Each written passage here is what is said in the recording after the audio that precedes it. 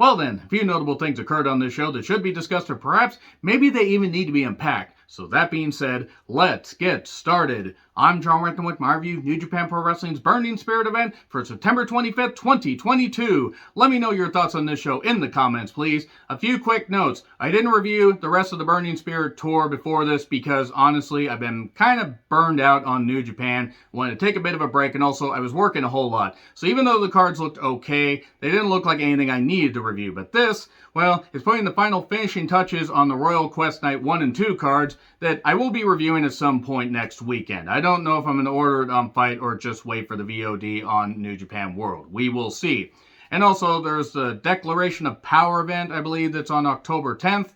So those reviews will happen, and then that New York Rumble event that they're having later in the month, I will be reviewing that. As far as World Tag League and Super Junior Tag League, I'm probably not going to review that. That being said, this wasn't a bad event. There were some good moments. There were also some moments I was just kind of on. But before I talk about the September 25th event, I gotta talk about one particular match on the Friday event. I wonder if you can fucking guess which one that is. So we're gonna start off with some negativity here. Hiroki Goto, Yoshihashi, and Yo against House of Torture, Sho, Evil, and Yujiro with Dick to go in the corner. Oh, fucking boy. Well, it's not just any normal match for the Never Openweight Six-Man Championships, you know, the titles that feel about as special as the IWGP Junior Tag Team Championships. No offense against the talents that hold them, but good fucking God, none of those titles feel special. It's a tornado tag, dog cage, survival match. Tornado tag, dog cage, survival match. I blame Dick to go. And I know it's Dick Togo, but I'm just going to make fun of him because this stupid fucker that apparently is throwing some ideas in there. Whoever came up with this, whoever greenlit this, they're fucking idiots. I understand trying different things. This is straight out of Vince Russo's playbook and later WCW. Good fucking grief. When they tried to work it like an actual match, it was basic, but House of Torture is involved, so it wasn't great because fucking House of Torture. Fuck House of Torture. Fuck anybody that thought it was a good idea to come up with it. And I mean, in the company, if you're a fan of it, fine. That's cool. You can be a fan of it. We all can like different things. But good fucking God. People occasionally get locked in the cages. There's like 2 cages in the entranceways. And then there's a cage at ringside that gets brought in the ring. There's a 3-on-1 moment where Yo has to go at it alone. And then he gets the key and frees his tag partners because you either lock all 3 people in the respective cages, whichever cages, or you win by pinfall or submission. Or you have to get Judy Bagwell off the fucking forklift. This is an example of New Japan pretty much shitting the goddamn bed. And they have some tremendous fucking talent. They put on some good shows. This kind of bullshit, this is ridiculous. Sho gets freed at one point. Because everybody just gets locked in the cages at intermittent times and everything. And they have to build the drama. And a tornado tag dog cage survival match for titles that don't mean shit. Later, Yoshihashi and Yo get locked in, but then they get freed. Then Evil locks Yujiro and Sho while they're holding Goto. And it's down to Evil and Yo. He tries to fight off Dick, who repeatedly inserts himself from behind. Dick gets locked in the cage. Low ball, roll up for 2, then everything is evil, 1, 2, 3. So, the Never Openweight Six-Man Championships that I believe have been on Chaos for all of 2 months, maybe 3 months, I'm struggling to remember how long. They're back on House of Torture. If this stable group, subgroup, whatever the fuck you want to call them, subspecies group, not even Bloodlust Subspecies 2, not even that good, if they actually had anything to offer, then it would mean something, but they don't. Just fucking hell. Now let's get to some positivity on for the September 25th, 2022 event, aka what just happened a number of hours ago. Kevin Kelly and Chris Charlton doing remote commentary. Good. Because anytime Chris Charlton's on commentary, I'm glad because he can translate the Japanese insults and commentary, and like promos. Because all due respect, I'm never going to learn Japanese. I know like maybe 5 words, and I could not even quote them chapter and verse. So, Shingo Takagi, Hiromu Takahashi, and Bushi against ELP, Kenta, and Hikuleo. More on Hikuleo later. Bushi was in a cool Venom mask. Shingo wants revenge on ELP for all the bullshit and the shenanigans and everything, and it's who's somebody's daddy. Gross. Match is fine. It was alright. Not Kenta's book to the head. Oh no. And then we get a sneaky low blow, and then the ground cobra, 1, 2, 3. Shingo had to cheat to beat ELP because he just can't figure him out. I'm all for this match happening at Wrestle Kingdom. I'm all for it. Because ELP's stepped it up this year. Shingo's does some good stuff as well. But there's also some bullshit. Speaking of bullshit, Doc Gallows is in the ring against Yano. And I like Yano. But this is a feud that has no right to fucking exist. Fortunately, this match only went maybe 3 minutes. And I think the entrances were longer. They battled to the stage and then got a double countout. And more on them later. This was actually something they decided, yes, it was only a few minutes. But Doc Gallows and Carl Anderson are fucking embarrassing to watch. And so we get to the Great O-Khan and Jeff Cobb. The Great O-Khan, as it were, against Chase and Fale. Pseudo number 1 contenders match because both these men were, had competed for the IWGP Tag Team Championships that are currently held by FTR. And at least FTR versus Aussie Open is occurring on one of the nights of Royal Quest, which ought to be pretty good. Can we get Cobb a singles push already? Nothing against O-Khan. Him and Cobb are a fine team. I just want Cobb to get a singles push. Jumpstart by Bullet Club. I'm shocked. And besides the fact that Chase is in this and Fale can't fucking move, the match is okay. Imperial Drop, 1, 2, 3. At least Chase took the fucking pin. Naito and Sanada took on Dangerous Tekkers. The entrances took 5 minutes. The match maybe took 10. It wasn't bad. Zack Sabre Jr. is a joy to watch. Sanada goes nuts after getting a hot tag. And the Gato Trouser Clutches, we're calling it. 1, 2, 3. Taichi pulls the pants down and covers Sanada's face. And oh my god! 1, 2, 3. And then we get a mask off where they put on each other's masks. Oh, they're role-playing. And then Naito and Zack Sabre Jr. grab each other's ears. The referee tries to stop and they grab his ears. Is that Marty Asami? I think it was Marty Asami. So there you go. More on Zack Sabre Jr. and Naito later.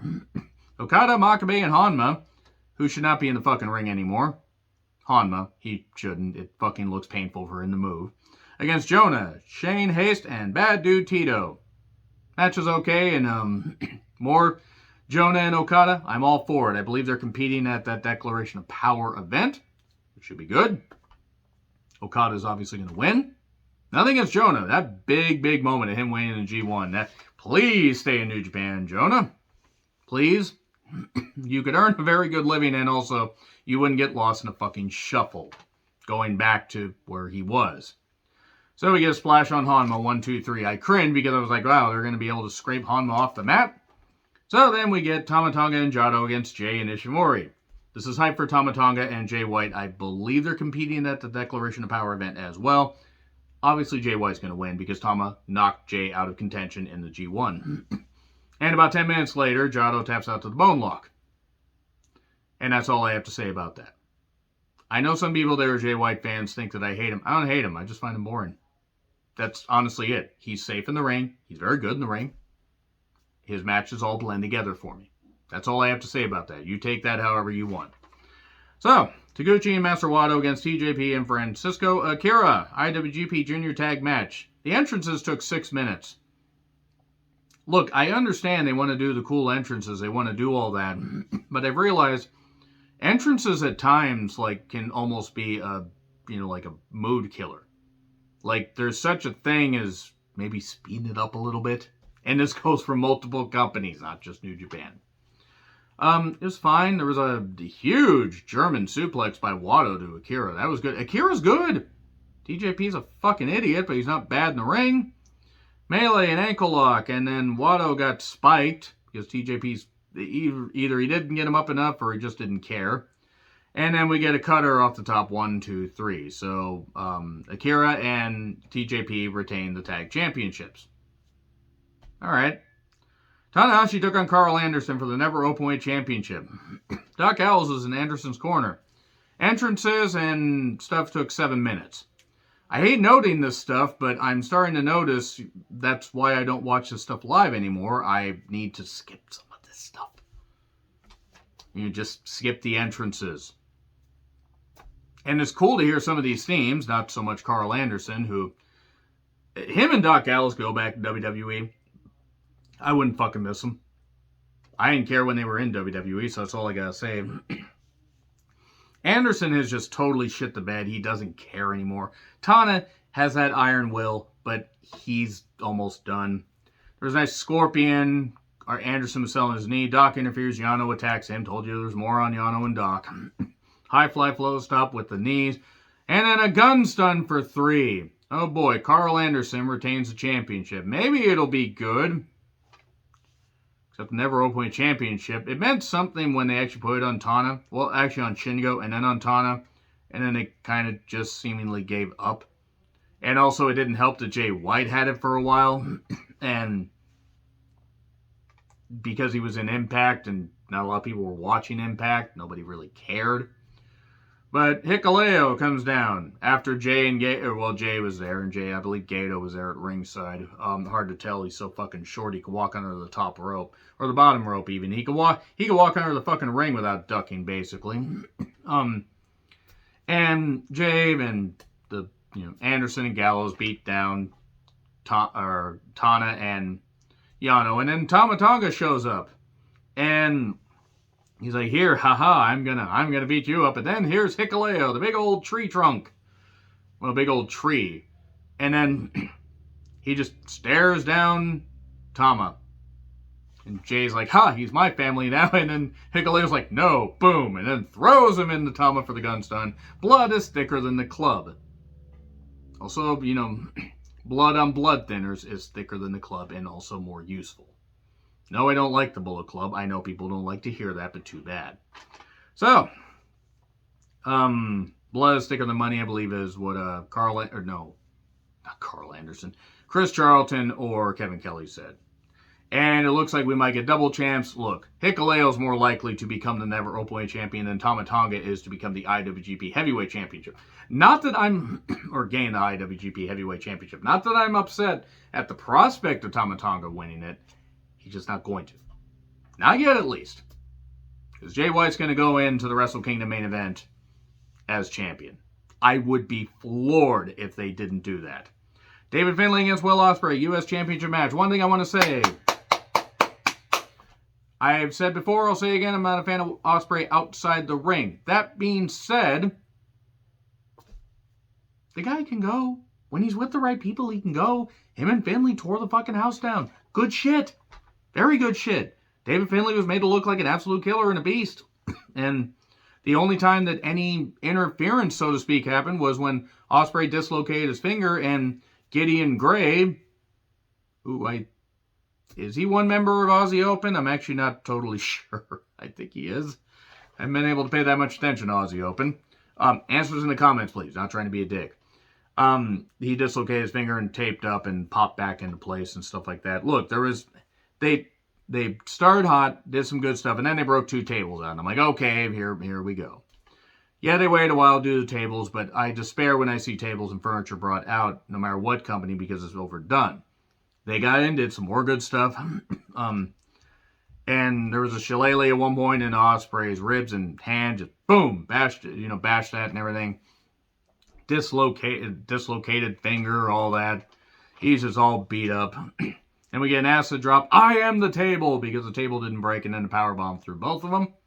Because they're not normal tables. Strikes, back and forth. Trash Panda, 1, 2, 3. Oh, but the foot was on the rope. Match continues. Fine false finish. Makes sense given the story they've been telling. Been going on since the G1. And it makes sense. Make Finlay look like he could almost won it, and then do some stuff, later. Maybe get Finlay the title down the road. Oscutter, Pedigree. Well, there was a stunner at one point. Stunner caught. That was for 2. But then Oscutter, Pedigree, Hidden Blade for 2. No! Stormbreaker for 3. Okay, there you go. Ospreay wins. Finlay looks good. Good main event. But it isn't over yet. Naito shows up and wants a shot. Then Zack Sabre Jr. shows up and says, well, you beat me in the G1, but I beat him, and you couldn't beat him. So we're even. And then Zack Sabre Jr., they're totally ignoring Ospreay on the mic, which is a good thing, because Ospreay really shouldn't talk. And he says, how about this? Zack says, Royal Quest, you and I, winner faces Ospreay. Okay, cool. That's another match added. Again, and just in close, fine event, very good main event, other good stuff sprinkled in. Bullet Club stuff still just a bunch of nonsense that is from a stable that's fucking old and stale, in my opinion. But Royal Quest reviews will be it might be a Human Centipede Together review Sunday afternoon. We will see. I'm going to be working a whole lot the next few weeks. In fact, pretty much from Wednesday the 28th to October 19th, I'm going to have all of 2 days off. So, whatever it is, what it is. So the Royal Quest reviews may end up being up on Sunday put together. Declaration of Power should be up Monday. If not Monday evening, possibly Tuesday morning. That one might be delayed because I got to work a back-to-back. And then the Rumble event, I should be watching that one. That one actually looks like it might be pretty good. I'll probably be ordering that. So, that being said, let me know your thoughts in the comments. Like, share, subscribe, Twitter handle in the description. I'm John Rethlin. I'll see you soon.